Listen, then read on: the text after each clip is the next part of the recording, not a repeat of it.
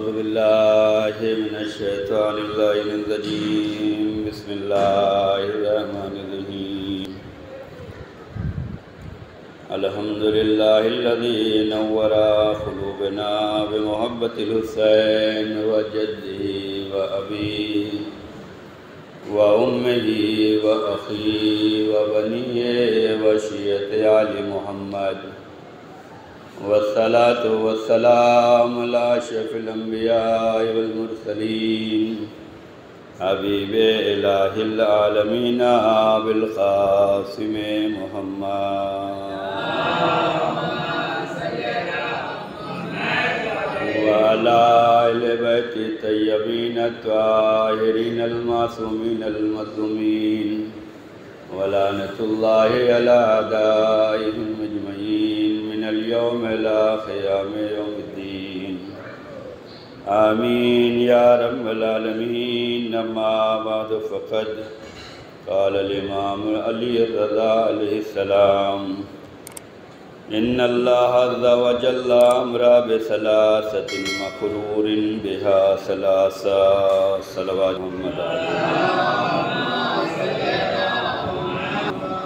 آپ حضرات سے گزارش ہے کہ 3 مرتبہ صلوات، 1 مرتبہ سورہ الحمد، 3 مرتبہ سورہ توحید کی تلاوت فرما کر مرحوم مغفور سید آن محمد، ان کی والدہ اور ان کے جد مرحوم اور حاضرین کے تمام مرحومین اور کیا نام ہے؟ نام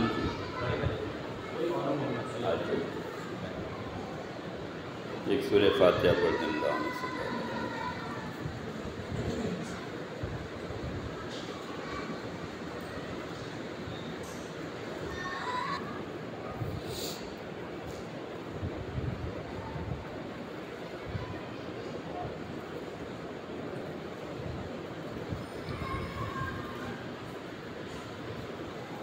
پروردگار ان کی سب کی مغفرت فرما، ان مجلس کا ثواب اور آج کے ذکر کا ثواب ان تمام مرحومین کو احسان کرتے ہیں اسے مقبول فرما، ان کے گناہ صغیرہ و کبیرہ کو معاف فرما، درجات کو بلند فرما، شفاعت رسول اور آل رسول نصیب فرما.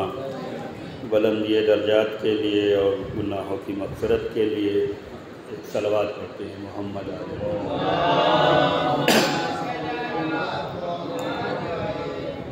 عزیزان گرامی. آج کی یہ مجلس ایصال ثواب جو بہترین ایصال ثواب ہوگا، اس کی وجہ یہ ہے کہ اگر یہ مجلس کسی اور دن پہ رکھی جاتی تو مجلس جس اعتبار سے منعقد ہوتی ہے اس میں اسی اعتبار سے پڑھا جاتا ہے.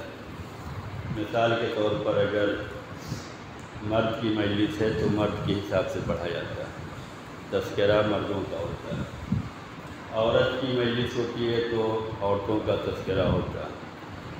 لیکن آج یہ مجلس ایصال ثواب میں اضافہ ہوگا. اس کی وجہ یہ ہے کہ آج شب ولادت باسعادت حضرت جناب زینب سلام اللہ علیہ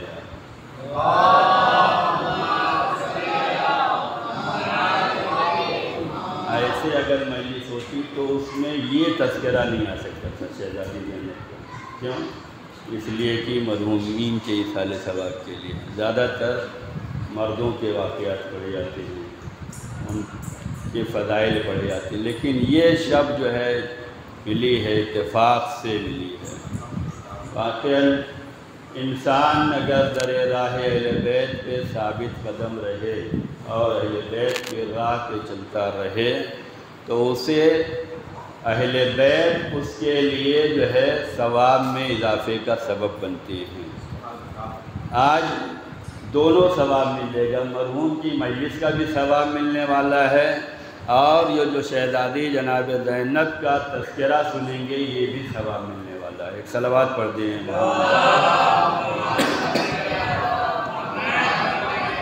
تو سب سے پہلے شہزادی کا تذکرہ کہ آج ان کی شب ولادت ہے. آپ کی ولادت 5 جمادی الاول 5 ہجری یا 6 ہجری بیان کی گئی ہے، جو مدینہ منورہ میں علاقہ بنی ہاشم میں ہوئی ہے، اور یہ وہ بیوی کی ذات ہے کہ جس کے بارے میں فضیلتوں میں یہ فضیلت ملتی ہے کہ جیسے اہل بیت کے گھرانے میں بیٹوں کے نام خدا کی جانب سے رکھے گئے تھے، ایسے ہی جناب زینب کا نام بھی خدا کی جانب سے رکھا گیا ہے۔ رسول اللہ کے جتنے بھی جانشین ہیں سب کا نام بحکم پروردگار رکھا گیا ہے، کسی نے اپنے بیٹوں کا نام نہیں رکھا، جو نام رکھا ہے وہ الگ رکھا ہے۔ مولا حسن کا نام اللہ کی جانب سے آیا، مولا حسین کا نام اللہ کی جانب سے آیا۔ تاریخ میں ہے کہ جب بی بی زینب کی ولادت ہوئی ہے تو شہزادی نے مولا علی سے فرمایا یا آپ اس بیٹی کا نام، تو مولا نے فرمایا کہ رسول اللہ کے ہوتے ہوئے ہم نہیں ہو سکتے۔ رسول اللہ کے سامنے جب معاملہ گیا تو انہوں نے کہا ہم خدا سے لو لگاتے ہیں، اور خدا کی جانب سے یہ نام زینب نام جو ہے خدا کی جانب سے آیا، اور رسول اللہ نے اپنی بیٹی کا نام جو ہے وہ زینب رکھا۔ یہ زینب جس کے معنی ہے زین للہ، باپ کے لیے زینت کا سبب۔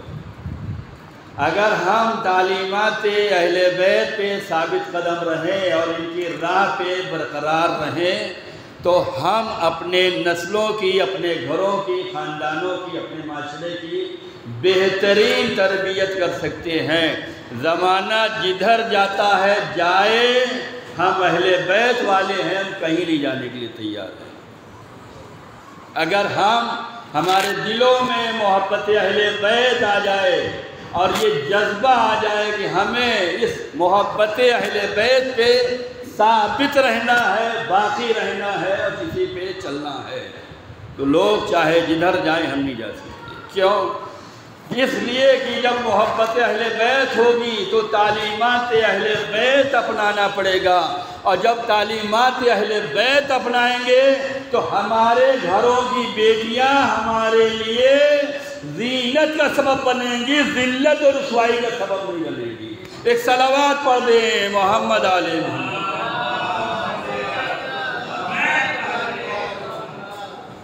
زینب کا مطلب باپ کے لیے زینت کا سبب۔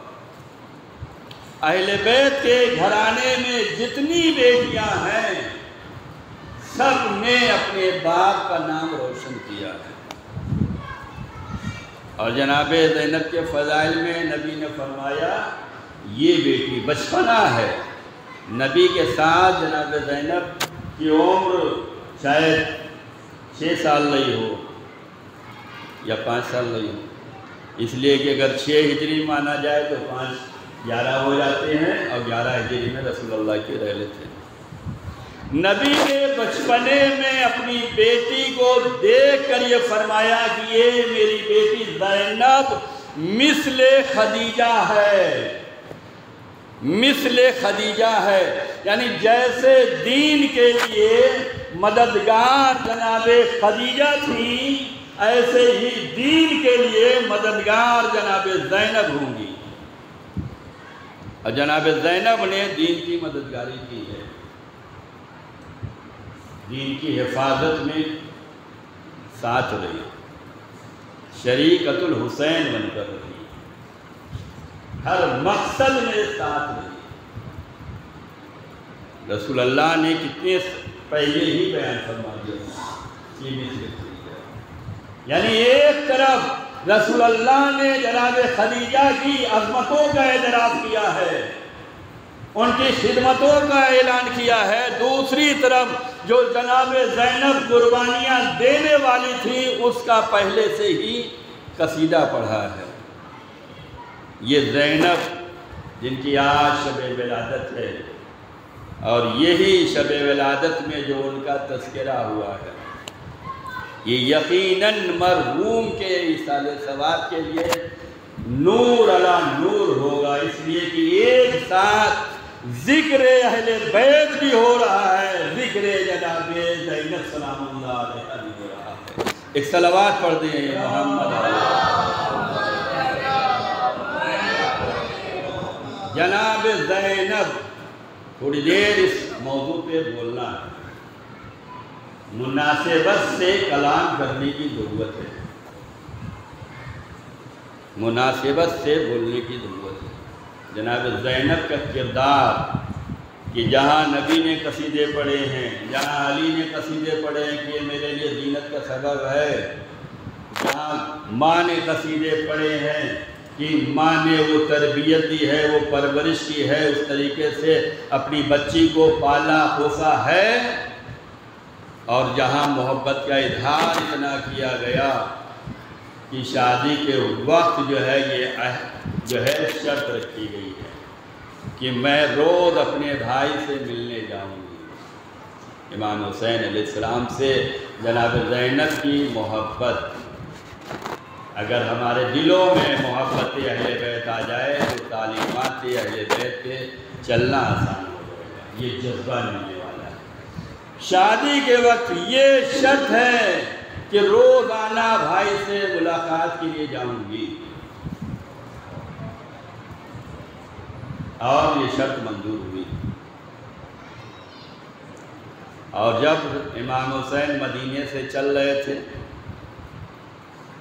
جناب زینب کو ساتھ دینا تھا، شریکت الحسین بننا تھا، مقصد امام کو آگے بڑھانے کا حوصلہ دینا تھا، مشن میں شامل ہونا تھا، قربانیوں میں حوصلہ دینا تھا۔ ایسے موقع پر امام حسین علیہ السلام نے فرمایا، زینب آپ ہمارے قافلے میں اس وقت تک نہیں جا سکتی جب تک آپ کے شوہر اجازت نہ دیں گے۔ وہ کام چاہے دین کے لیے ہو، چاہے سماج کے لیے ہو، چاہے خاندان کے لیے ہو، وہ کام نہیں ہے جہاں پر شریعت کو پامال کر دیا جائے۔ جذبہ چاہے جتنا بڑا ہو آپ کا، آپ چاہے جو کچھ کرنا چاہتے ہوں، امام حسین علیہ السلام سے بڑا مقصد کسی کے سامنے ہے؟ کسی کا ہے مقصد امام حسین سے بڑھ کر؟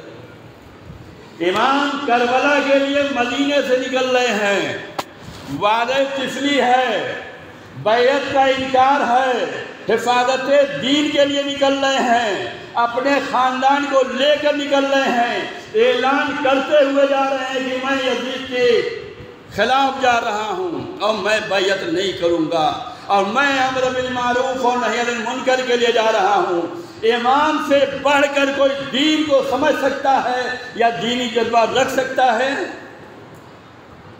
ایسے بڑے مشن میں بھی امام حسین نے فرمایا، بہن جب تک آپ کو آپ کا شوہر اجازت نہیں دے گا میرے لشکر میں نہیں چل سکتے۔ آج جو گھروں کی بربادیاں ہیں، آج جو خاندان میں اختلافات ہیں، وہ اسی معاملے سے شروع ہوتے ہیں۔ ہماری لڑکی پڑھی لکھی ہے، کسی سے پوچھنے کی ضرورت نہیں ہے، ہم یہاں جانا چاہتے ہیں، وہاں جانا چاہتے ہیں۔ جب تک آپ کی بیٹی تھی، اب یہ کسی کی زوجیت میں آ چکی ہے۔ رسول اللہ کا زمانہ ہے، رسول کی بیٹی ہے، لیکن اب علی کی زوجیت میں آ گئی ہے۔ یہودی آیا ہے، یا رسول اللہ ہمارے ہاں شادی ہے۔ رسول اللہ کا کیا جواب تھا؟ کہ بیٹی میری ضرور ہے لیکن زوجیت علی میں ہے۔ اگر میری بیٹی کو اپنے ہاں شادی میں لے جانا چاہتے ہو تو ہم سے اجازت کی ضرورت نہیں ہے، علی سے جا کے اجازت ہے۔ آج تعلیمات اسلام کو جو پامال کیا جا رہا ہے، فیشن میں ماڈرن، ہم اپنے کو نامی گرامی دکھلانا چاہتے ہیں، ہم پڑھے لکھے ہیں، وہ زمانے گزر گئے، ہم جانتے ہیں۔ کیا جانتے ہیں آپ؟ نبی جیسا ہے کوئی؟ نبی نے فرمایا بیٹی میری ضرور ہے لیکن زوجیت رسول علی میں، جا کے علی سے اجازت۔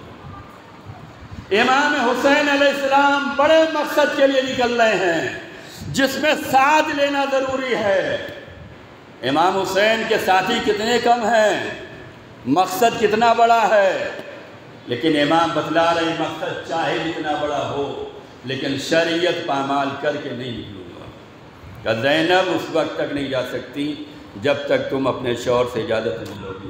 جناب زینب کے لیے آج کا دن کتنا اہم تھا کہ ایک طرف بھائی مدینہ چھوڑ رہا ہے، دوسری طرف اجازت لینا آئی ہیں اپنے شوہر نام پر۔ عبداللہ آپ کو معلوم ہے میری اور حسین کی محبت کا اندازہ آپ کو ہے، بھائی میرا آپ کی اجازت کے بغیر مجھے نہیں لے جا سکتا، عبداللہ اجازت دے دو۔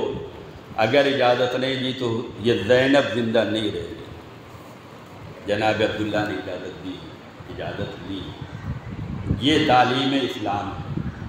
یہ اس وقت انسان عمل کرے گا جب محبت اہل بیت کو اپنے دلوں میں محسوس کرے گا۔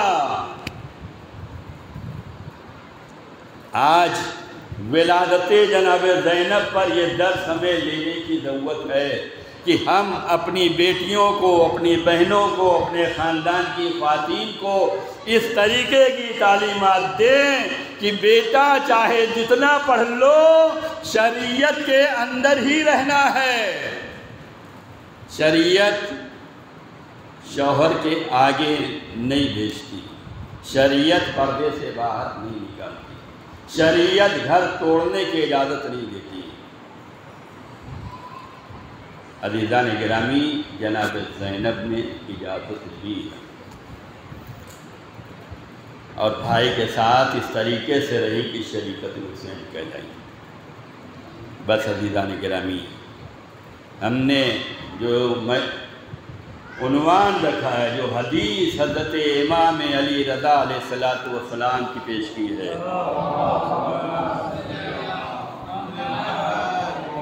امام نے فرمایا کہ اللہ نے جو حکم دیا ہے، 3 حکم کو 3 چیزوں کے ساتھ دیا ہے۔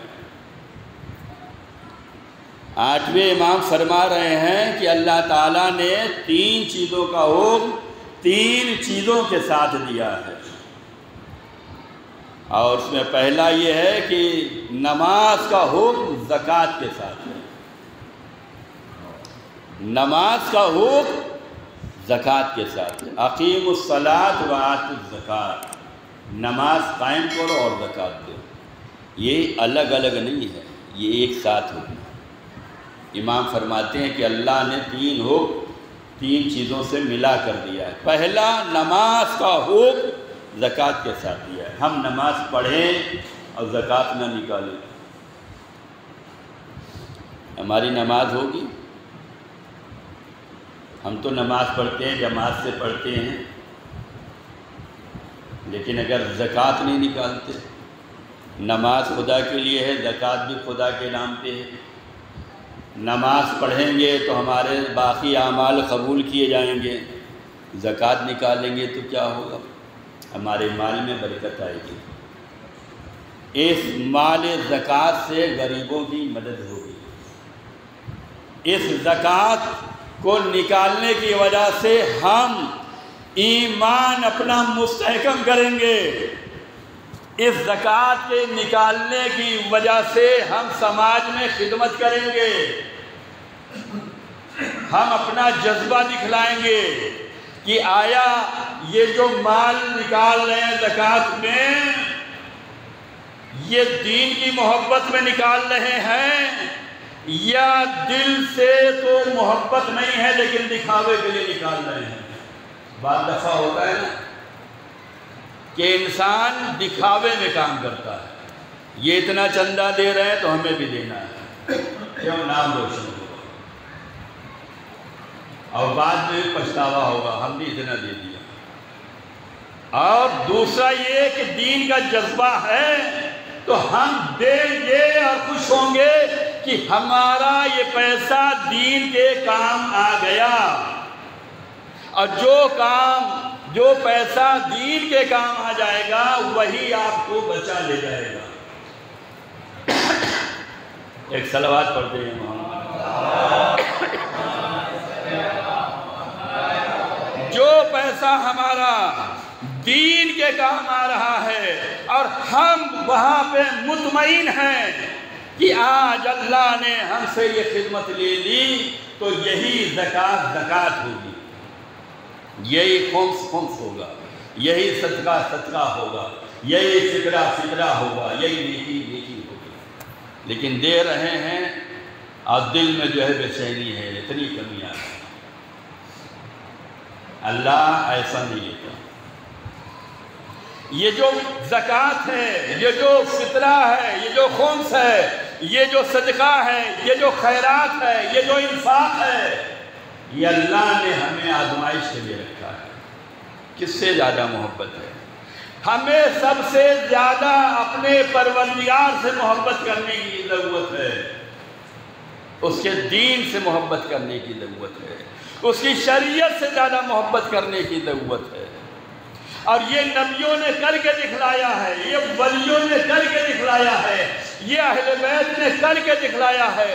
جناب ابراہیم کے سامنے جب معاملہ آیا کہ کس سے زیادہ محبت کرتے ہو، مال سے یا اولاد سے یا خدا سے، تو انہوں نے دکھلایا ہم خدا سے زیادہ محبت کرتے ہیں۔ مال دے دیا، اولاد مینا کے میدان میں لٹا کر گلے پہ چھری چلا دی، ہم خدا سے محبت کرتے ہیں۔ اللہ یہی دیکھنا چاہتا ہے جو تمہیں ہم نے دیا ہے، آیا اس مال سے محبت ہے یا کس مال کے دینے والے سے محبت ہے؟ آیا اپنی اولاد سے زیادہ محبت ہے یا اولاد کس نے تمہیں نوازا ہے اس سے محبت ہے؟ اللہ دیکھنا چاہتا ہے۔ تو نماز کا حکم جو ہے زکوٰۃ کے ساتھ ہے۔ ہم نماز 5 ٹائم جماعت سے پڑھیں، اور جب معاملہ زکوٰۃ کا آ جائے تو سب سے پیچھے رہیں، تو یہ ہماری نگاہ میں نماز تو ہو جائے گی، لیکن امام فرماتے ہیں کہ جس نے نماز پڑھی اور زکوٰۃ نہیں دی تو اس کی زکوٰۃ بھی نہیں ہوگی، اس لیے کہ نماز کے ساتھ ہی زکوٰۃ ہے۔ اگر نماز پڑھ رہے ہیں اور زکوٰۃ دے رہے ہیں تب تو یہ نماز ہوگی، ورنہ نہیں ہے۔ اس زکوٰۃ سے کیا ہونے والا ہے؟ اپنے رشتہ داروں کی میں جو غربا ہیں، جو مساکین ہیں، جو یتیم ہیں، آپ کو باہر جانے کی ضرورت نہیں ہے۔ اپنا خاندان دیکھو، اپنے رشتہ دار دیکھو، اپنا علاقہ دیکھو، ہم مذہب دیکھو، ان پہ خرچ کریں۔ ہر انسان اگر دین کی تعلیم پر چل جائے کہ اسے اگر اللہ نے نوازا ہے، اور یقیناً اللہ نے سب کو نوازا ہے، خمس 1 روپے پہ بھی نکلے گا، لیکن زکوٰۃ 1 روپے پہ نہیں نکلے گا۔ زکوٰۃ میں ہر چیز کی لمٹ ہے، اتنا ہوگا تو اتنا نکالنا ہے، لیکن خمس تو نکال سکتے ہیں، صدقہ تو نکال سکتے ہیں، نیکی تو کر سکتے ہیں، مسجد امام بارگاہ میں جو ہے دے تو سکتے ہیں۔ یہ جذبہ اگر آ گیا تو اس کا مطلب یہ ہے کہ ہم جو نماز پڑھ رہے ہیں یہ قبول ہو گئی۔ اور اس کے بعد امام نے فرمایا کہ اللہ کے شکر کے ساتھ اپنے والدین کا بھی شکر کرنا ہے۔ ایک باپ کے ایصال ثواب کی مجلس ہے، ایک بھائی کے ایصال ثواب کے لیے مجلس ہے، ایک گھر کے بزرگ کے ایصال ثواب کی مجلس ہے۔ امام فرماتے ہیں کہ جس نے خدا کا شکریہ ادا کیا اور اپنے والدین کا شکریہ ادا نہیں کیا تو اس نے خدا کا بھی شکریہ ادا نہیں کیا۔ ہم تو خدا کی بارگاہ میں ہر لمحہ تیار ہیں شکر کرنے کے لیے۔ پانی پیتے ہیں شکراً للہ، کھانا کھاتے ہیں شکراً للہ، روزی ملی شکراً للہ، خوشی محسوس ہوئی شکراً للہ، نماز وقت پڑھ لی شکراً للہ، عزاداری کر لی شکراً للہ، ہر لمحہ شکر خدا کر رہے ہیں۔ آیا اس شکر خدا کے ساتھ شکر والدین کا بیان نہیں کر رہے ہیں؟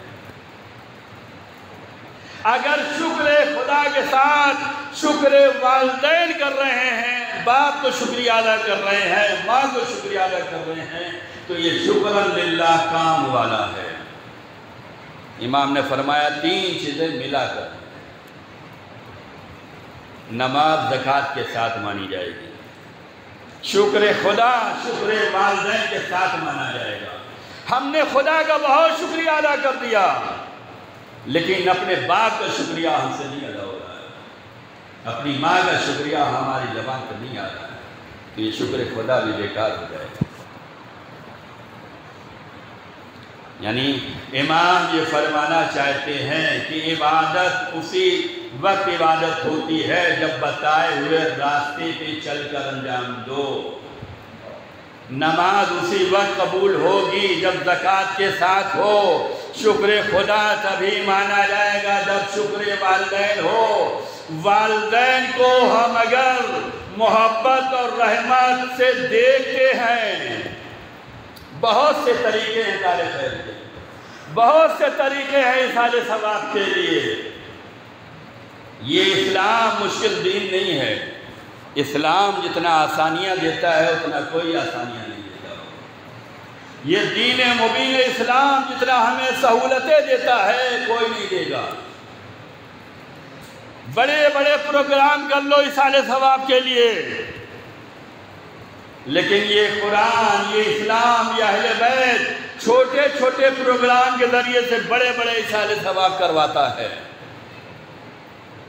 والدین کے لیے اگر آپ کچھ کر سکتے ہیں، یہ فاتحہ، یہ مجلس، یہ خیرات، یہ صدقہ، یہ زیارت، یہ نیکی کیوں ہے؟ مغفرت والدین کے لیے۔ ہم اپنے والدین کی مغفرت کرانا چاہتے ہیں۔ حدیث میں آیا ہے کہ اگر آپ اپنے والدین کی مغفرت کرانا چاہتے ہیں تو جو گھروں میں آپ کے رکھا ہوا قرآن ہے اس قرآن کو اٹھاؤ اور اسے کھول کے پڑھو گے تو یہ دیکھ کر اگر پڑھو گے قرآن، یہ سامنے رکھ کے اگر پڑھو گے تو حدیث میں آیا ہے قرآن کو دیکھ کر پڑھنے کا ثواب یہ ہے کہ تمہیں بھی ملے گا ثواب، تمہارے والدین کے بھی گناہ معاف کر دیے جائیں گے۔ یہ ہم اپنے والدین کی مغفرت اگر کرانا چاہ رہے ہیں، جو سب سے اہم و بنیادی مقصد ہوتا ہے، اگرچہ معاف کرنے والا وہ ہے، ہمیں نہیں معلوم کہ وہ ہماری کن چھوٹی چھوٹی باتوں پہ کتنے بڑی معافی دے دیتا ہے، تلافی دے دیتا ہے، لیکن اس کے جانشین نے فرمایا قرآن کو دیکھ کر اگر پڑھو گے تو دیکھ کر پڑھنے کا ثواب یہ ہوگا کہ اللہ تمہارے والدین کے گناہوں کو معاف کر دے گا۔ عزیزان گرامی، بہترین ایصال ثواب ہے جب بھی زیارت پڑھیں مرحومین کو شامل رکھیں، جب بھی صدقہ دیں مرحومین کو شامل رکھیں، جب بھی تسبیح جناب زہرا پڑھیں، نافلہ نمازیں پڑھیں، زیارت کی نماز پڑھیں، جو کچھ نیکی کر رہے ہیں اس میں مرحومین کو شامل کر لو۔ یہ مرحومین کو شامل کرنا یہ ہمارے نیاز کی طرح نہیں ہے کہ نیاز ہم نے پکائی 100 لوگوں کے لیے، 200 ہو گئے تو بڑھ گئی۔ یہ ہمارے ولیمے کی طرح نہیں ہے کہ 500 کا انتظام کیا 600 ہو گئے گھٹ گیا۔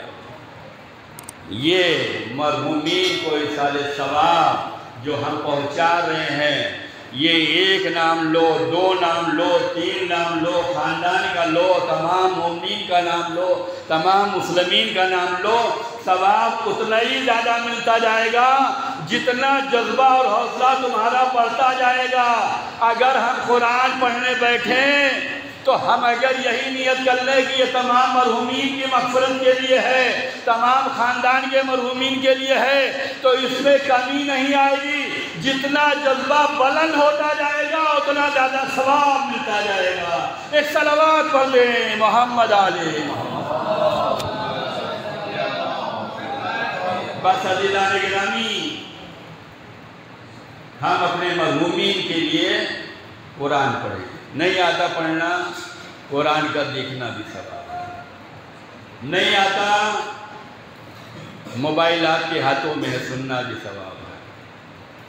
پڑھیے، کوشش کیجیے، کسی کے لیے جذبہ ہو نہ ہو لیکن والدین کے لیے جذبہ ضرور رکھو، والدین کا خیال ضرور رکھو۔ خدا چھوٹی چھوٹی کاموں کے ذریعے بڑے بڑے ثواب دے رہا ہے۔ تم اپنے والدین کو محبت بھری نظروں سے دیکھو گے، کچھ کہنے کی بھی ضرورت نہیں ہے، فقط محبت بھری نظروں سے والدین کو دیکھ لو، ہر نگاہ پہ ایک حج مقبول دے رہا ہے، ایک حج مقبول۔ آپ کو مکے جانے کی بھی ضرورت نہیں ہے، 3-4 لاکھ خرچ کرنے کی بھی ضرورت نہیں ہے، مہینے 1.5 مہینے کی چھٹی بھی درکار نہیں ہے، والدین گھر اقربا شہر چھوڑنے کی بھی ضرورت نہیں ہے۔ گھروں میں جو والدین ہیں ان کو محبت بھری نگاہ سے ایک نگاہ پہ ایک حج ہے، دیکھو ایک حج ملنے والا ہے۔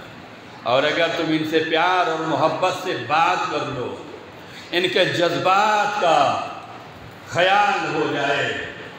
مولا حسین کا ظاہر تھا نا نوجوان، اس کی عظمت کیوں بلند ہوئی؟ اپنے والد کے ساتھ اپنی والدہ کو بھی زیارت پلایا۔ ماں کی خواہش تھی بیٹا میں بھی چلنا چاہتی ہوں، خواہش کا احترام کیا، امام کی نگاہ میں اتنا بلند ہوا کہ جب وہ زیارت امام کے لیے جاتا تھا تو امام اس کے استقبال کے لیے دروازے تک آتے تھے اور امام اس کے سلام کا جواب دیتے تھے، امام اس کو مسکرا کر اس کا استقبال کرتے تھے اور وہ نوجوان بھی مسکراتا تھا۔ اگر ہم اپنے والدین کے ساتھ حسن سلوک کے ساتھ زندگی گزاریں، ان کو خوش رکھنے کی کوشش کریں، ان کو غم نہ دیں، ہماری ساری نیکیاں ہماری ساری عبادتیں خدا کے لیے ہیں، تو کیا ہم خدا کی رضا چاہتے ہیں؟ نہیں چاہتے۔ خدا راضی ہوگا تو سب کچھ اچھا ہوگا، اور اگر خدا ناراض ہو گیا تو ہر طرف سے جائیں گے، ہر مشکل گھیری گی۔